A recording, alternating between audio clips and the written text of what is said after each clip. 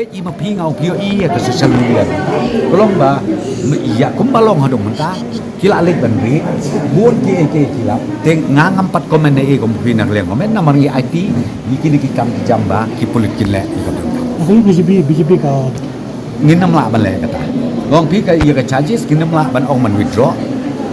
la de pi ong ban man ba kolong political kata ya jo koi nglei kan ngong pi kam dei ba kolong political kan ngong pi input ka bagi pulit kayo kolong ka lalong 101% nak la daw ka reach kasna kagum ka BJP ki ong kani ka rate kani ka set up ibala susna da ka government ya ipi ngan ong komunote ya kan it so happen ba udai member vice president jo BJP to la da mentakin pus ka police department klayo pimurong tang ba vice president la deu MDC su en ong damo la dei tang ba deu prestun deu deputy sem ngom en ong na pisngop kay hapung ngata nga daw ngi na kay government yo ong ipi ya IT free hand ha ka police department ba kin le ya ka bedat kau dan yang mentang empat lah berkomen we marka investigation kadang ya cik de yang tabang opi kata ka allegation kabom long justify te so apply ma pi ka common sense te yang kata bele keren yang kata haswa ban re